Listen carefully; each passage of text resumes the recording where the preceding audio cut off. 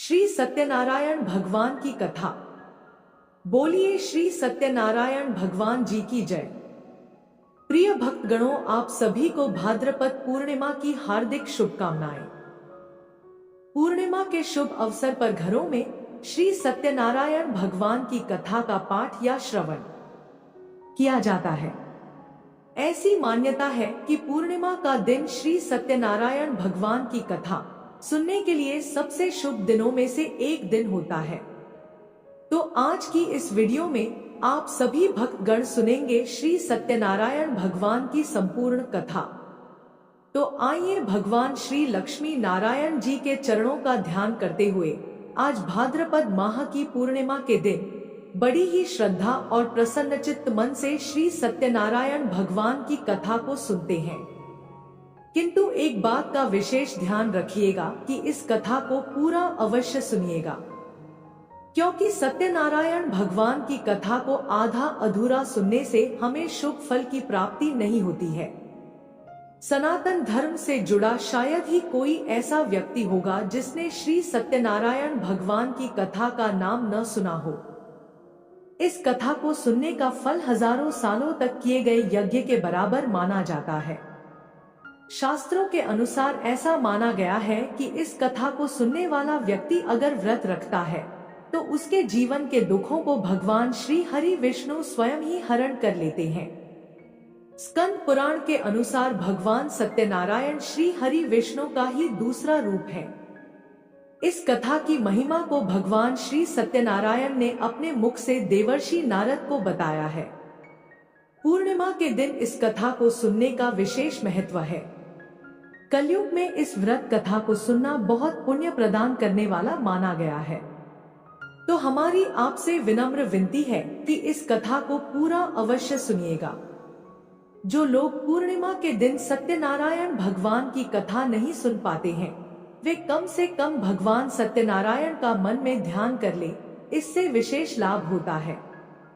पुराणों में ऐसा भी बताया गया है कि जिस स्थान पर श्री सत्यनारायण भगवान की पूजा होती है, वहां गौरी, गणेश, नवग्रह और समस्त दिक्पाल आ जाते हैं। इस कथा के प्रभाव से खुशहाल जीवन, दाम्पत्य सुख, मनचाहे वरवधु, संतान, स्वास्थ्य जैसी समस्त मनोकामनाओं की पूर्ति होती है। अगर पैसों से जुड़ी कोई समस्या है तो यह कथा किसी संजीवनी से कम नहीं है। प्रिय श्रोताओं, जब भी मौका मिले भगवान सत्यनारायण की कथा अवश्य सुने और सुनाएं। आइए भगवान श्री लक्ष्मी नारायण जी के चरणों का ध्यान करते हुए इस कथा को सुनते हैं। एक समय की बात है, नैमिषारण्य तीर्थ में शौनक आदि 88,000 ऋषियों ने श्री सूत जी से पूछा, हे प्रभु, इस कलयुग में वेद विद्या रहित मनुष्य को प्रभु भक्ति किस प्रकार मिल सकती है तथा उनका उद्धार कैसे होगा? हे मुनि श्रेष्ठ, कोई ऐसा तप बताइए जिससे थोड़े समय में ही पूर्ण फल मिले और मनोवांछित फल भी मिल जाए। इस प्रकार की कथा सुनने की हम इच्छा रखते हैं। सर्व शास्त्रों के ज्ञाता श्री सूत जी बोले, हे वैष्णवों में पूज्य, आप सभी ने समस्त प्राणियों के हित की बात पूछी है, इसलिए मैं एक ऐसे श्रेष्ठ व्रत को आप सभी को बताऊंगा जिसे नारद जी ने लक्ष्मी नारायण जी से पूछा था और स्वयं लक्ष्मीपति ने मुनि श्रेष्ठ नारद जी से इस कथा को कहा था। आप सब इसे ध्यान से सुनिए।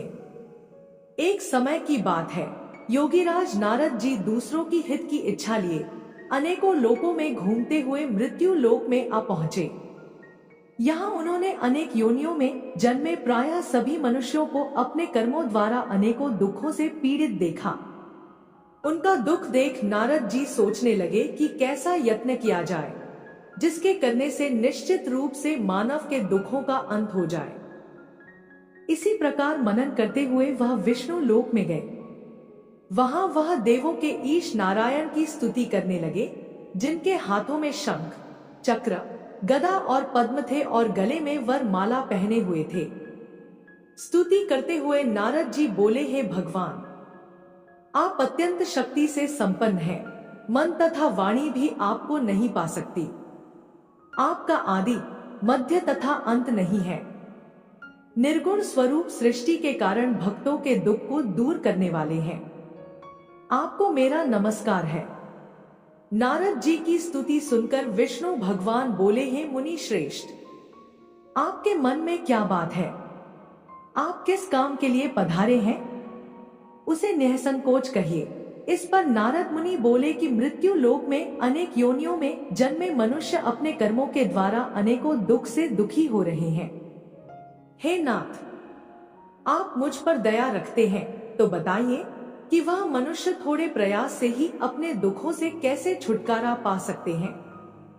तब भगवान श्री हरि बोले, हे नारद, मनुष्यों की भलाई के लिए तुमने बहुत अच्छी बात पूछी है। जिसके करने से मनुष्य मोह से छूट जाता है, वह बात मैं तुमसे कहता हूँ, उसे ध्यान पूर्वक सुनो। स्वर्ग लोक व मृत्यु लोक दोनों में एक दुर्लभ उत्तम व्रत है जो पुण्य देने वाला है। आज प्रेम वश होकर मैं उसे तुमसे कहता हूँ। श्री सत्यनारायण भगवान का यह व्रत अच्छी तरह विधान पूर्वक करके मनुष्य तुरंत ही यहाँ सुख भोग कर मरने पर मोक्ष पाता है। श्री हरि के वचन सुनकर नारद जी बोले, हे प्रभु, उस व्रत का फल क्या है और उसका विधान क्या है?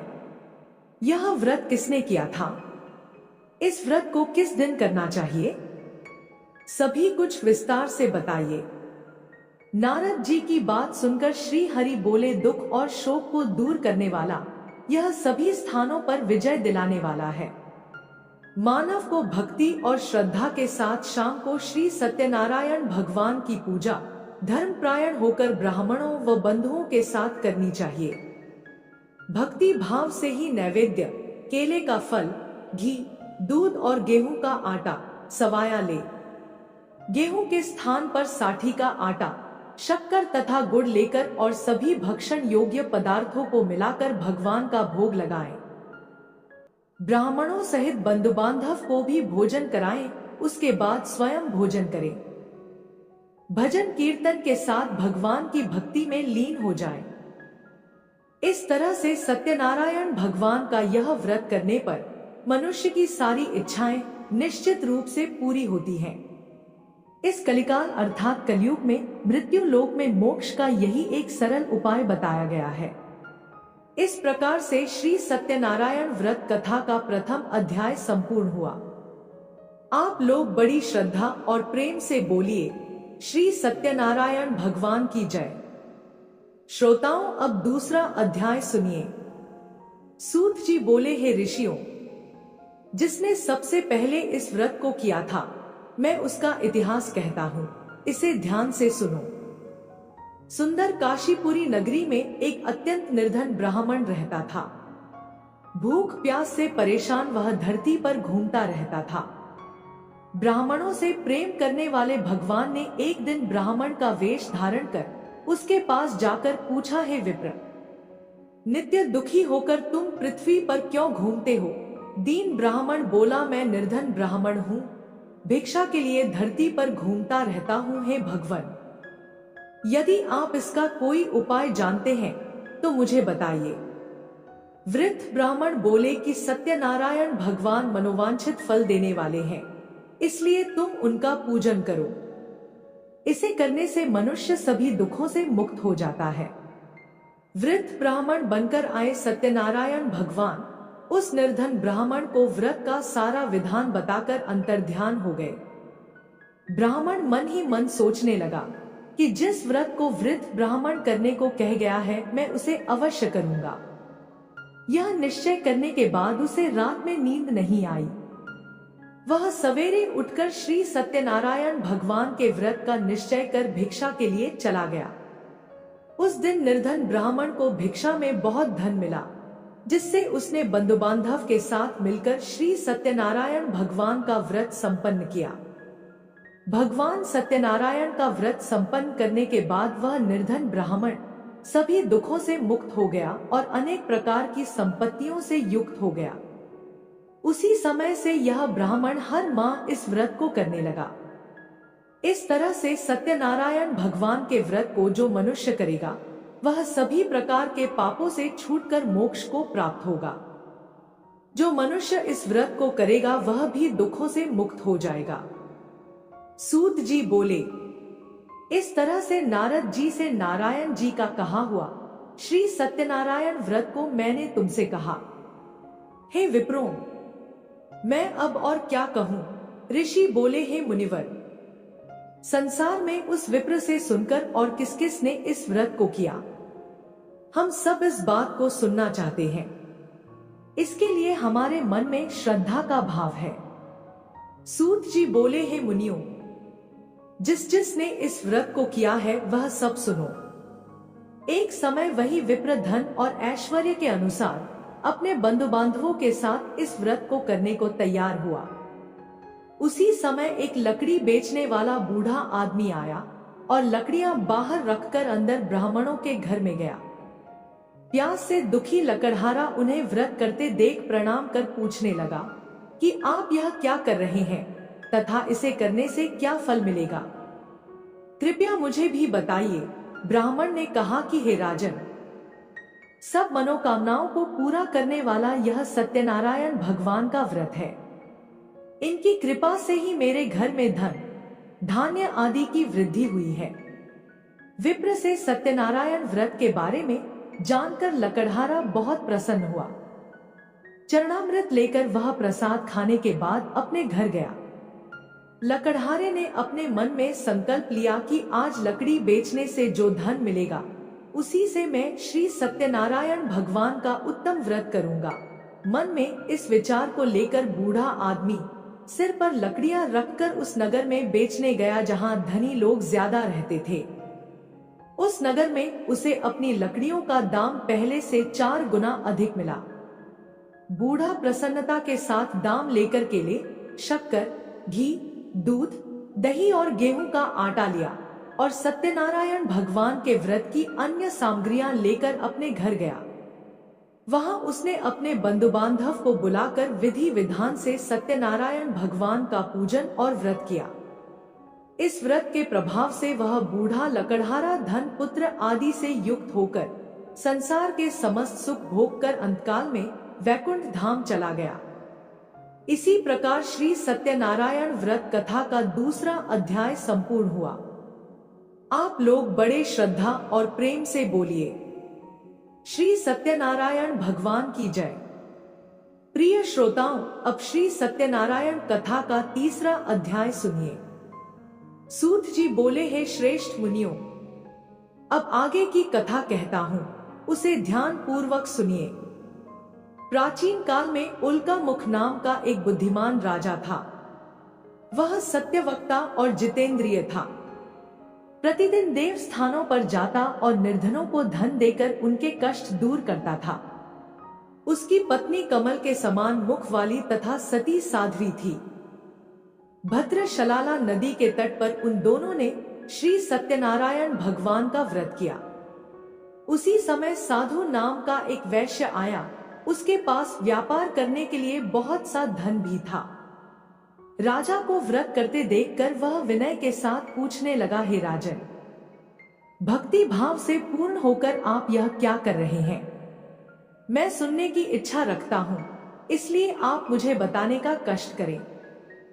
राजा बोला, हे साधु, अपने बंधु बांधव के साथ पुत्र आदि की प्राप्ति के लिए एक महाशक्तिशाली श्री सत्यनारायण भगवान का व्रत और पूजन कर रहा हूँ।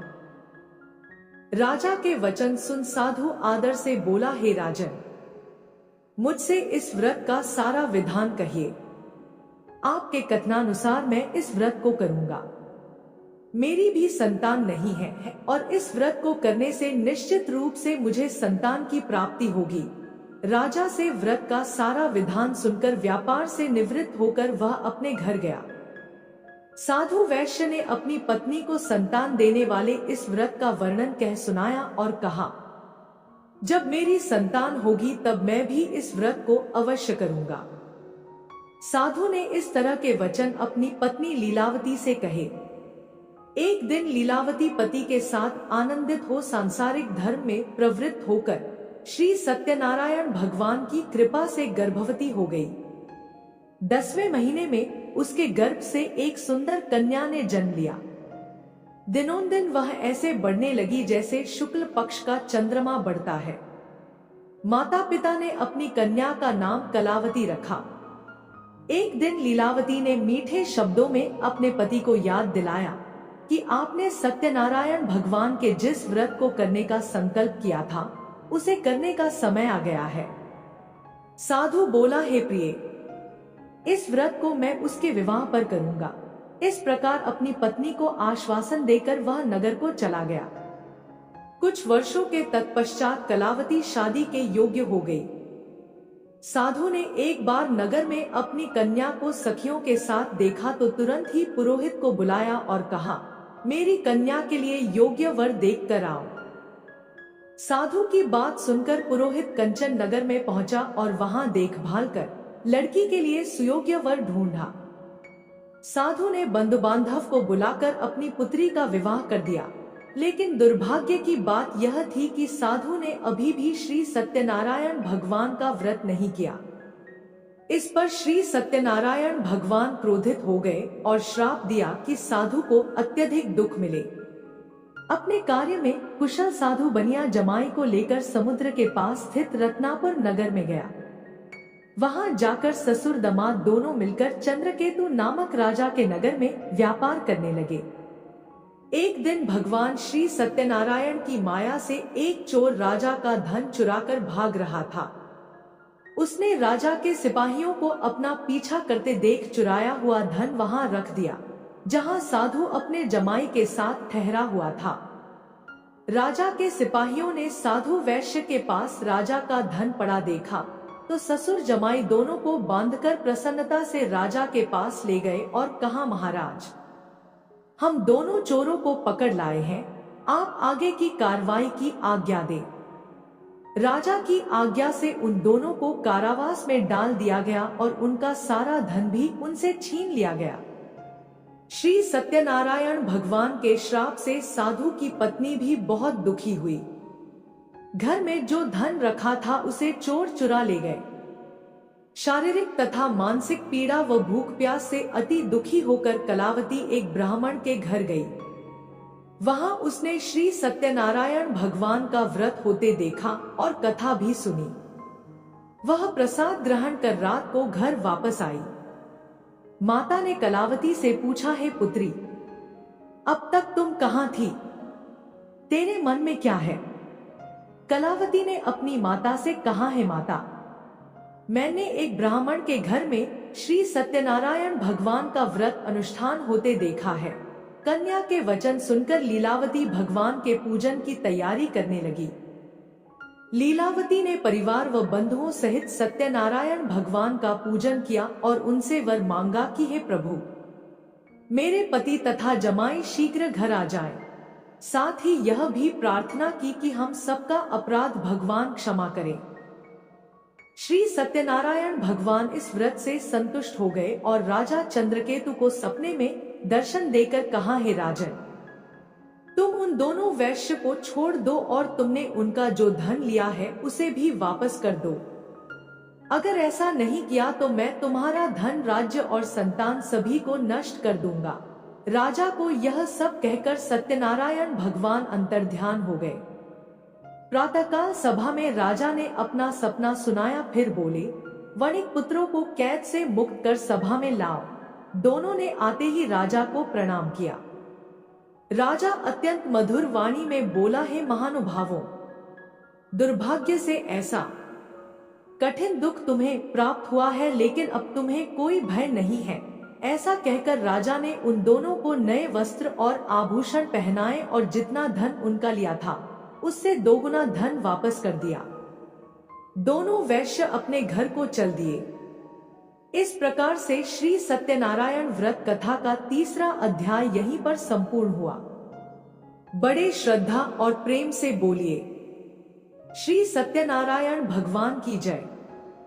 श्रोताओं, आइए अब श्री सत्यनारायण भगवान की कथा का चौथा अध्याय सुनते हैं।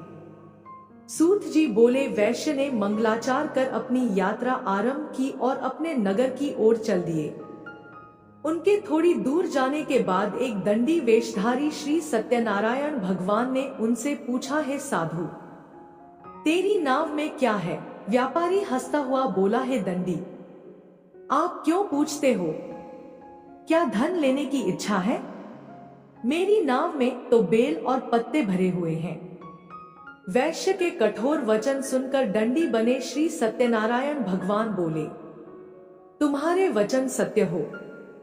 दंडी ऐसा वचन कहकर वहां से दूर चले गए और कुछ दूर जाकर समुद्र के किनारे बैठ गए। दंडी के जाने के बाद साधु वैश्य ने नित्य क्रिया के पश्चात नाव को ऊंची उठती देखकर आश्चर्यचकित हो गया और नाव में बेल पत्ते आदि देख वह मूर्छित हो वहीं पर गिर पड़ा। मूर्छा खुलने पर वह अत्यंत शोक में डूब गया। तब उसका दामाद बोला, पिताजी आप शोक ना मनाएं, यह दंडी का श्राप है, इसलिए हमें उनकी शरण में जाना चाहिए, तभी हमारी मनोकामना पूरी होगी। दामाद की बात सुनकर वह दंडी के पास पहुंचा और अत्यंत विनम्रता एवं भक्ति भाव से प्रणाम करके बोला, हे महाराज, मैंने आपसे जो असत्य वचन कहे थे उनके लिए मुझे क्षमा कर दीजिए। ऐसा सुनकर महान शोकातुर होकर दंडी भगवान बोले, हे वणिक पुत्र, मेरी आज्ञा से बार बार तुम्हें दुख प्राप्त हुआ है क्योंकि तुम मेरी पूजा से विमुख हुए। साधु बोला, हे प्रभु, आपकी माया से ब्रह्मा आदि देवता भी आपके रूप को नहीं जानते। प्रभु, मैं तो अज्ञानी हूँ, कैसे जान सकता हूँ? आप प्रसन्न होइए, अब मैं अपनी सामर्थ्य के अनुसार आपकी पूजा करूंगा। हे प्रभु, मेरी रक्षा कीजिए और पहले के समान नौका में धन धान्य भर दीजिए। साधु वैश्य के भक्तिपूर्ण वचन सुनकर भगवान प्रसन्न हो गए और उसकी इच्छा अनुसार वरदान देकर अंतर्ध्यान हो गए। ससुर जमाई जब लौटे तो नाव धन से भरी हुई थी। फिर वही अपने अन्य साथियों के साथ श्री सत्यनारायण भगवान का पूजन कर अपने नगर को चल दिए। जब नगर के नजदीक पहुंचे तो दूत को घर पर खबर करने के लिए भेज दिया। दूत साधु की पत्नी को प्रणाम कर कहता है कि हे माता, स्वामी अपने दामाद सहित नगर के निकट आ गए हैं। दूत की बात सुन साधु की पत्नी लीलावती ने बड़े हर्ष के साथ श्री सत्यनारायण भगवान का पूजन कर अपनी पुत्री कलावती से कहा, है पुत्री, मैं अपने पति के दर्शन को जा रही हूँ, तू कार्य पूर्ण कर शीघ्र आ जाना। माता के ऐसे वचन सुनकर कलावती जल्दी से प्रसाद छोड़कर अपने पति के पास चली गई। प्रसाद की अवज्ञा के कारण श्री सत्यनारायण भगवान रुष्ट हो गए और नाव सहित उसके पति को पानी में डुबो दिया। कलावती अपने पति को वहां ना पाकर रोती हुई जमीन पर गिर गई। नाव को डूबा हुआ देख और कन्या को रोता हुआ देख साधु दुखी होकर बोला, हे प्रभु, मुझसे तथा मेरे परिवार से जो भी भूल हुई है उसे क्षमा करें। साधु के दीन वचन सुनकर श्री सत्यनारायण भगवान प्रसन्न हो गए और आकाशवाणी हुई, है साधु, तेरी कन्या मेरे प्रसाद को छोड़कर आई है, इसलिए उसका पति अदृश्य हो गया है। यदि वह घर जाकर प्रसाद खाकर लौटती है तो उसे इसका पति अवश्य मिलेगा। ऐसी आकाशवाणी सुनकर कलावती घर पहुंचकर प्रसाद ग्रहण करती है और फिर आकर अपने पति के दर्शन करती है। इसके बाद साधु अपने बंधु बांधव सहित श्री सत्यनारायण भगवान का विधि विधान से पूजन करता है। इस लोक का सुख भोगने के बाद अंत में स्वर्ग जाता है। इस प्रकार से श्री सत्यनारायण भगवान व्रत कथा का चतुर्थ अध्याय संपूर्ण हुआ। बड़े ही श्रद्धा और प्रेम से बोलिए, श्रीमन नारायण नारायण हरि हरि, भजमन नारायण नारायण हरि हरि। बोलिए श्री सत्यनारायण भगवान की जय। आइए अब श्री सत्यनारायण भगवान की कथा का 5वां अध्याय सुनते हैं। सूत जी बोले, हे ऋषियों, मैं और भी एक कथा सुनाता हूँ, उसे भी ध्यानपूर्वक सुनो। प्रजापालन में लीन तुंगध्वज नाम का एक राजा था। उसने भी भगवान का प्रसाद त्याग कर बहुत दुख सहन किया। एक बार वन में जाकर वन्य पशुओं को मारकर वह वट के पेड़ के नीचे आया।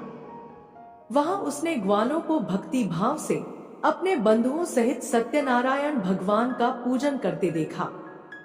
अभिमानवश राजा ने उन्हें देखकर भी पूजा स्थल पर नहीं गया और न ही उसने भगवान को नमस्कार किया।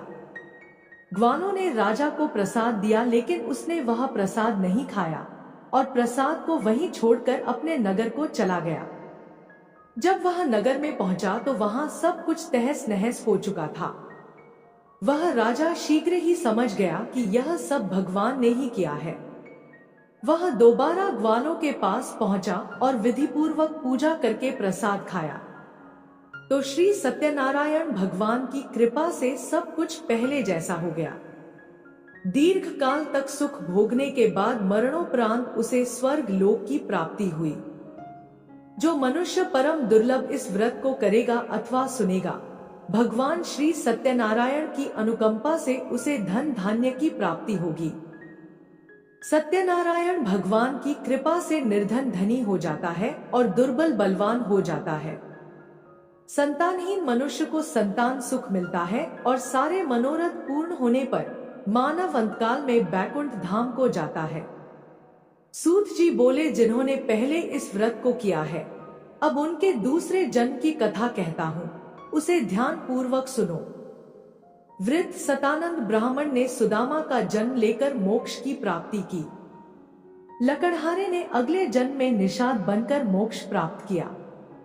उल्कामुख नाम का राजा दशरथ होकर वैकुंठ को गए। साधु नाम के वैश्य ने मोर ध्वज बनकर अपने पुत्र को आरे से चीर कर मोक्ष पाया। महाराज तुंगध्वज ने स्वयंभू होकर भगवान में भक्ति युक्त कर्म करके मोक्ष पाया। इस प्रकार श्री सत्यनारायण व्रत कथा का 5वां अध्याय संपूर्ण हुआ। बड़ी ही श्रद्धा और प्रेम से बोलिए, श्री सत्यनारायण भगवान की जय। आइए अब श्री सत्यनारायण भगवान की आरती सुनते हैं। जय श्री लक्ष्मी रमणा स्वामी, जय लक्ष्मी रमणा सत्यनारायण स्वामी। सत्यनारायण स्वामी जन पातक हरना, ओम जय लक्ष्मी रमणा। रत्न जड़ित सिंहासन अद्भुत छवि राज स्वामी, अद्भुत छवि राज। नाद करद निरंतर, नाद करद निरंतर, घंटा ध्वनि बाजे, ओम जय लक्ष्मी रमणा। प्रगट भय कली कारण द्विज को दर्श दियो स्वामी, द्विज को दर्श दियो। बूढ़ा ब्राह्मण बनके, बूढ़ा ब्राह्मण बनके कंचन महल कियो, ओम जय लक्ष्मी रमणा। दुर्बल भील कराल जिन पर कृपा करी स्वामी, जिन पर कृपा करी। चंद्रचूर्ण एक राजा, चंद्रचूर्ण एक राजा, तिनकी विपत हरी, ओम जय लक्ष्मी रमणा। वैश्य मनोरथ पायो, श्रद्धा तज दीनी स्वामी, श्रद्धा तज दीनी। सो फल भोग्य प्रभु जी, सो फल भोग्य प्रभु जी, फेर स्तुति कीनी, ओम जय लक्ष्मी रमणा। भाव भक्ति के कारण छिन छिन रूप धरी स्वामी, छिन छिन रूप धरियो। श्रद्धा धारण कीनी, श्रद्धा धारण कीनी, जन को काज सरियो, ओम जय लक्ष्मी रमणा। ग्वाल बाल संग राजा वन में भक्ति करी स्वामी, वन में भक्ति करी। मन वांछित फल दीना, मन वांछित फल दीना, दीन दयाल हरि, ओम जय लक्ष्मी रमणा। चढ़त प्रसाद सवाया, कदली फल मेवा स्वामी, कदली फल मेवा। धूप दीप तुलसी से, धूप दीप तुलसी से, राजी सतदेवा, ओम जय लक्ष्मी रमणा। श्री सत्यनारायण जी की आरती जो कोई नर गावे स्वामी, आरती जो कोई नर गावे, कहत शिवानंद स्वामी, कहत शिवानंद स्वामी। मन वांछित फल पावे, ओम जय लक्ष्मी रमणा। बोलिए श्री सत्यनारायण भगवान की जय।